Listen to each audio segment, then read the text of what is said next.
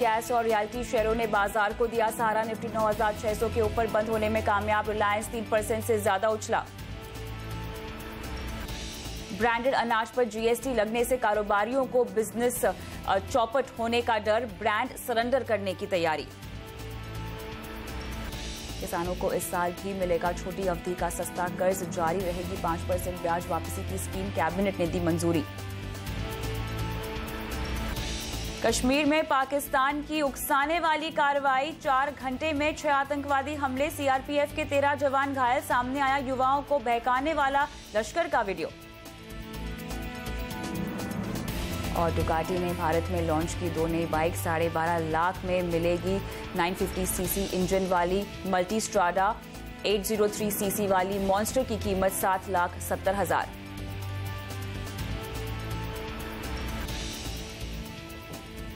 नमस्कार, आप देख रहे हैं योर मनी और मैं हूं कविता थपलियाल। आज हमारा फोकस है यूथ ब्रिगेड के सवालों पर। जी हां, अगर आप पहली बार निवेश करना चाहते हैं, आपको कुछ नहीं पता है कि अपनी फाइनेंशियल प्लानिंग आपको कैसे करनी चाहिए, कौन सा एसेट आपके लिए सही है, इसी पर आज हम विस्तार से बात करेंगे। लेकिन साथ ही आपको आज हम जानकारी देंगे सेक्टर फंड्स और थीमेटिक फंड्स के बारे में। क्यों हम कहते हैं कि अगर आप बाजार में निवेश करने का मन बना रहे हैं तो इस तरह की अप्रोच यानी थीमेटिक फंड या सेक्टोरल फंड से दूर रहने में समझदारी है।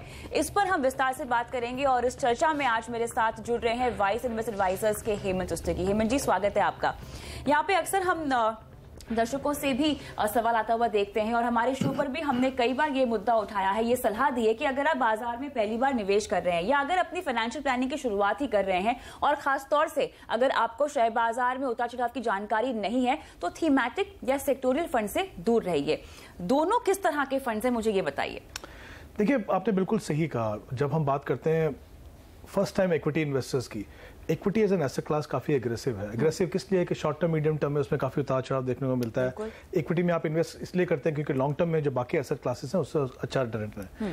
एक तरफ तो आप कहीं कंफर्ट लेवल ले रहे हैं इक्विटी से, दूसरी तरफ अगर आप इन फंड्स में हैं, जैसे हम सेक्टर फंड थीमेटिक फंड की बात करें, सेक्टर फंड की अगर हम बात करें, सेक्टर फंड क्या है, जैसे नाम से पता चलता है कि वो फंड है जो किसी सेक्टर में इन्वेस्ट करते हैं। बिल्कुल, यानी म्यूचुअल फंड ऐसे फंड इसलिए लॉन्च करते हैं, उनको लगता है कि कुछ सेक्टर्स हैं जिनमें अगर आप इन्वेस्ट करें तो उसमें काफी पोटेंशियल है, क्योंकि हर सेक्टर और इंडस्ट्री में एक साइकिल रहती है। अगर आप उस साइकिल के दौरान, ग्रोथ साइकिल के दौरान इन्वेस्ट करें, आपकी टाइमिंग अगर सही हो तो उससे काफी अच्छी आपको रिटर्न मिल सकती है। तो सेक्टर फंड इसलिए बनाया जाता है कि अगर आप एक पर्टिकुलर सेक्टर से फायदा लेना चाहें, यानी अगर आप नॉर्मल इक्विटी फंड से उसको कंपेयर करें जहां पे 10-15 सेक्टर है, उसके सामने एक ही सेक्टर है आपका, तो इसका मतलब यह है कि कहीं ना कहीं जो कंसंट्रेशन है पोर्टफोलियो में, सारा पैसा जो है एक सेक्टर में जा रहा है, तो वो एक काफी वॉलेटिलिटी हो सकती है, रिस्की हो सकता है। इसीलिए कहते हैं कि आप ऐसे फंड से दूर रहें। अब आप थीमेटिक फंड की बात करें, यहाँ पे अगर आप नाम देखें, थीम है।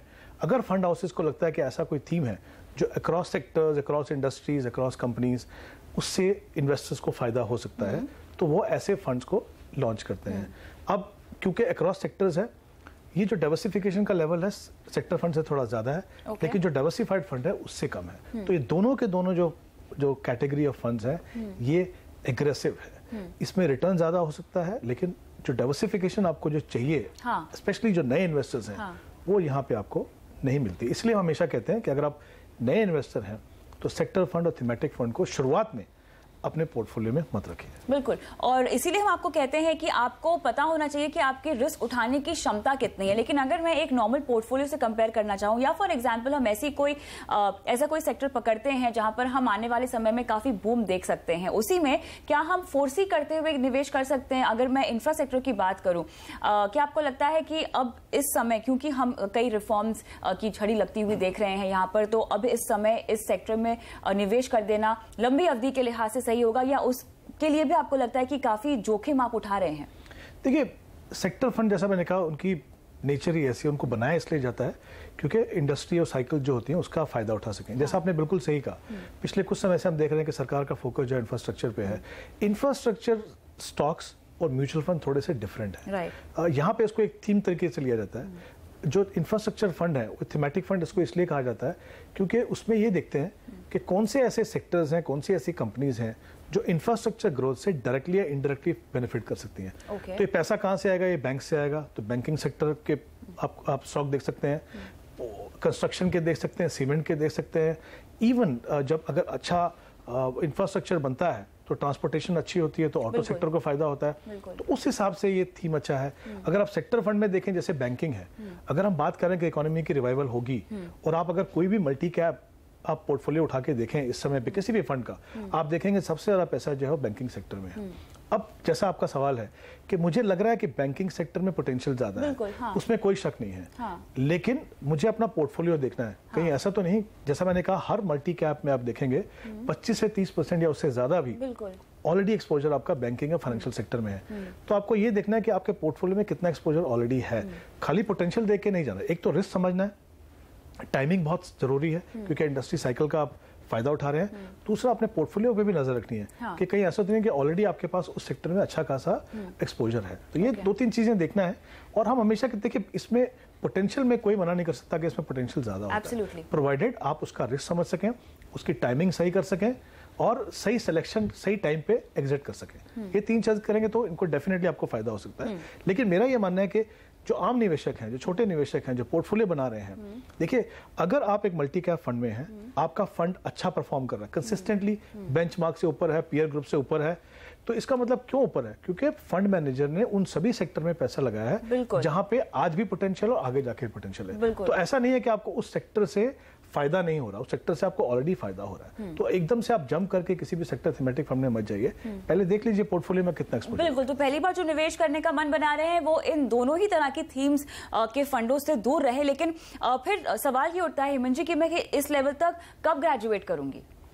देखिए पहले आप 2-3 चीजें देखिए अपने पोर्टफोलियो में कि मेरे पोर्टफोलियो में लेवल ऑफ डाइवर्सिफिकेशन कितना है। अगर मेरा पोर्टफोलियो ऑलरेडी डाइवर्सिफाइड है, मैंने एक डिसेंट साइज का पोर्टफोलियो बना लिया है, कुछ सालों से मैं इन्वेस्ट कर रहा हूं, मुझे समझ है कि इक्विटी मार्केट में वॉलेटिलिटी रहेगी, उसको मैं कैसे टैकल करूं, मैं एक डिसिप्लिन इन्वेस्टर हूं, ये सब अगर चीज़ें मैंने कर ली, मुझे समझ आ गई कि कौन से सेक्टर अच्छा कर सकते हैं या मैं उस पोजीशन में हूं कि मैं उन सेक्टर या थीम्स को आइडेंटिफाई कर सकूं, तब वो समय होगा जब आप ऐसे फंड्स को देख सकते हैं। मेरा ये मानना है हमेशा इन फंड की जगह आपके पोर्टफोलियो में रहेगी हमेशा, हाँ। प्रोवाइडेड आप उसके रिस्क को समझें, उसकी पोटेंशियल को समझें।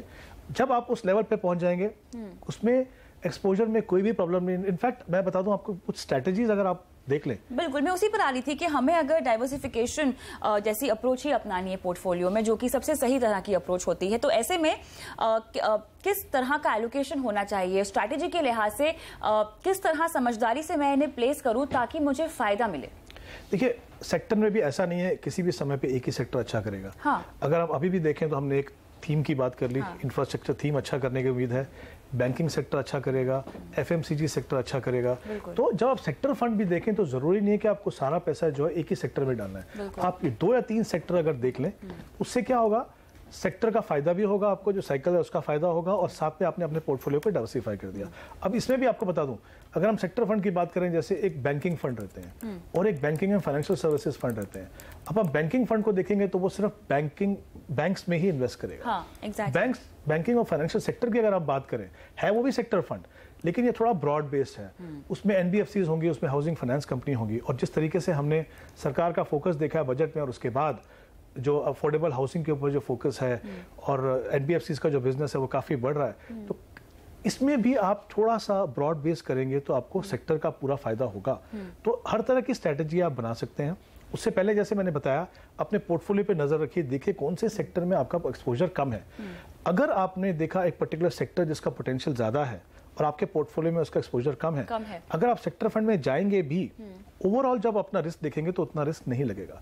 इंडिपेंडेंटली उसको देखेंगे तो लगेगा ज्यादा है, लेकिन जब ओवरऑल एक पिक्चर देखेंगे अपने पोर्टफोलियो की, क्योंकि एक सेक्टर में आपका एक्सपोजर कम है, वो आपने डायरेक्टली ले लिया, तो ओवरऑल आपके पोर्टफोलियो में उसका एक्सपोजर बहुत ज्यादा नहीं है। तो स्ट्रेटेजीज हैं, इन फंड को समझें, अगर आप सही तरीके से सिलेक्शन करें, टाइमिंग अपना सही रखें, उसके अटेंडेंट रिस्क जो है उनको समझें और अपने पोर्टफोलियो को, अपने रिस्क प्रोफाइल को समझें, तो डेफिनेटली इन पोर्टफोलियो, इनकी जो फंड्स की आपकी जगह तो है, ये अप्रोच एक तरह से आप शेयर्स के लिए रख सकते हैं, वो ज्यादा फायदेमंद हो सकती है बजाय के फंड्स में, क्योंकि फंड्स के, अगर हम म्यूचुअल फंड्स की बात करें तो मल्टी कैप बहुत ही बेहतरीन कैटेगरी है जो आपको तमाम सेक्टर्स में और तमाम थीम्स में ऑलरेडी एक्सपोजर दे ही रही है। तो इस लिहाज से आप अपने पोर्टफोलियो को, अगर पहली बार अपना पोर्टफोलियो बना रहे हैं, तो आपको हम कह रहे हैं कि इन तमाम फंड से आप दूर रहें, क्योंकि आप शुरुआती ही कर रहे हैं अपने निवेश की। हो सकता है कि बाजार को लेके आप में समझ ना हो, लेकिन अगर उसके आगे बढ़ते हैं, आप दूसरे कदम पे आते हैं, तब जाके स्मार्टली अपने पोर्टफोलियो में आप चाहे तो सेक्टोरियल फंड्स शामिल कर सकते हैं। कौन कौन से फंड्स हैं टॉप परफॉर्म कर रहे हैं, उसकी लिस्ट हमने आपको बता दी है, उनमें से आप कोई भी चुन सकते हैं, लेकिन बाजार की समझ होना बहुत जरूरी है।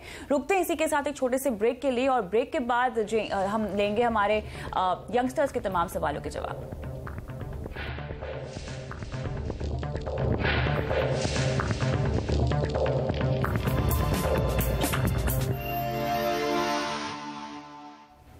योर मनी में अब लेंगे दर्शकों के सवाल, और हमारे पहले दर्शक सचिन जिंदल हमारे साथ फोन लाइन पर हैं। इनकी उम्र 20 साल की है और पहली बार निवेश कर रहे हैं। बताएं सचिन, आपका सवाल क्या है? Good evening ma'am. हाँ, गुड इवनिंग सचिन, पूछिए क्या पूछना चाहते हैं? Ma'am, I want to invest ₹1000 per month. ₹1000 हर महीना निवेश करना चाहते हैं, 2 साल तक ही केवल? क्यों 2 साल तक ही आपको निवेश करना है सचिन?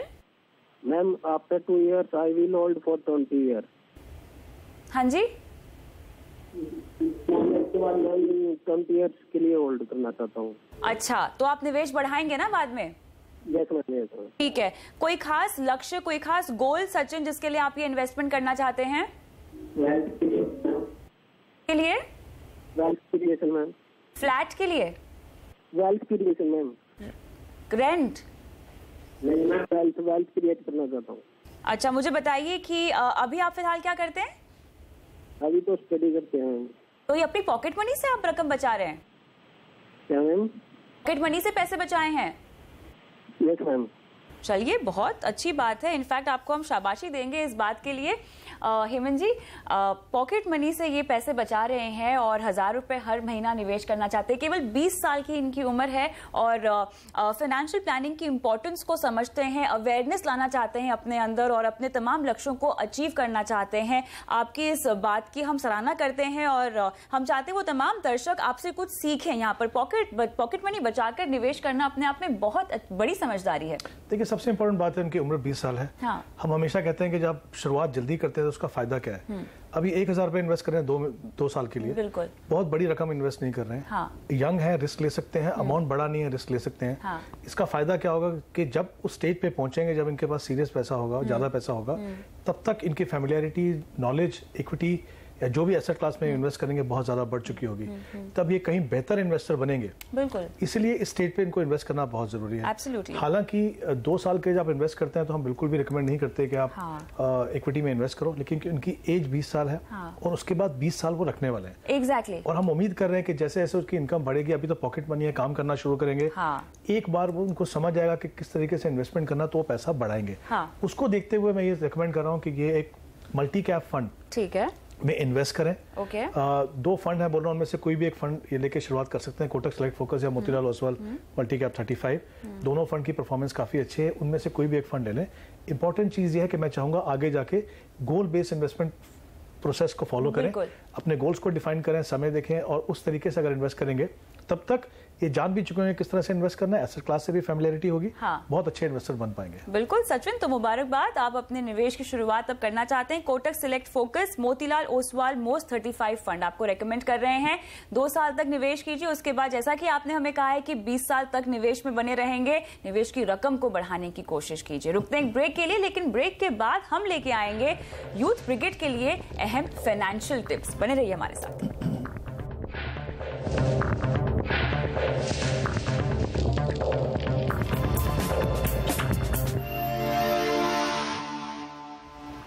योर मनी में अब हम लेकर आ रहे हैं आपके लिए युवाओं के लिए निवेश मंत्र। ऐसे निवेश मंत्र जो न सिर्फ आपको पैसों की बचत करना सिखाएंगे, निवेश करना सिखाएंगे, बल्कि ऐसे मंत्र जिसके जरिए आप अपने पैसों को, अपनी कमाई हुई रकम को एंजॉय भी कर पाएंगे। तो पहला निवेश मंत्र या गुरु मंत्र यही है हेमंत जी कि बचत करने की आदत आपको डाल लेनी चाहिए। सेविंग्स जो मेरे ख्याल से हर माँ बाप बच्चों को बचपन से ही सिखाते हैं।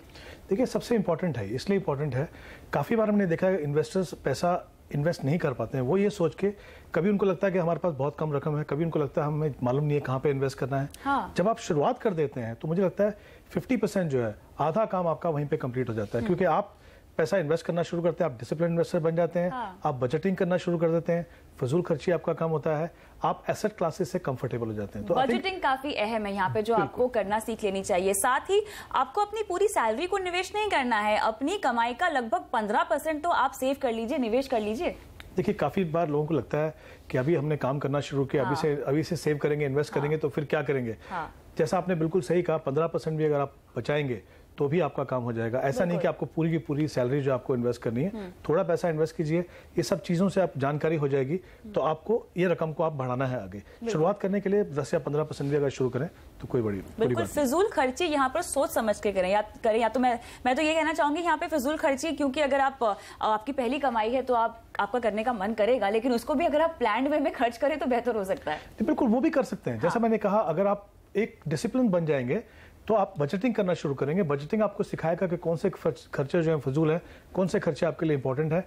एक बार आपने वो प्रोसेस शुरू कर दिया तो वो प्रोसेस आपके साथ हमेशा रहेगा। चलिए, तो यहाँ पे लक्ष्य पूरा करने के लिए फाइनेंशियल प्लानिंग बहुत जरूरी है, और साथ ही इमरजेंसी फंड बनाएं ताकि आपका जो रिस्क कवर है वो तैयार हो जाए पूरी तरह से। जी बिल्कुल इंपॉर्टेंट है। जैसे हम हमेशा बात करते हैं, फाइनेंशियल प्लानिंग करने से पहले जितने भी रिस्क हैं उनको कवर कीजिए। उसमें एक रिस्क है एक इमरजेंसी फंड, ताकि आगे जाके अगर कुछ कभी फाइनेंशियल इमरजेंसी है तो उसको संभाल सकते हैं। एक बार आपने आदत डाली तो आगे जाके आप उसको बढ़ा सकते हैं। और इंश्योरेंस की भी अगर हम बात करें तो इंश्योरेंस भी एक इंपॉर्टेंट एस्पेक्ट है, हर इन्वेस्टर को देखना चाहिए, शुरुआत से ही देखना चाहिए। चाहे वो लाइफ इंश्योरेंस हो, चाहे हेल्थ इंश्योरेंस हो, शुरुआत में जो भी करेंगे, पावर ऑफ कंपाउंडिंग, हर तरीके से आपको फायदा होगा जितना जल्दी आप शुरुआत करें। चलिए, इसी के साथ बहुत बहुत शुक्रिया शो पे आने के लिए हेमंत जी, और योर मनी में आज के लिए इतना ही। दीजिए इजाजत, नमस्कार।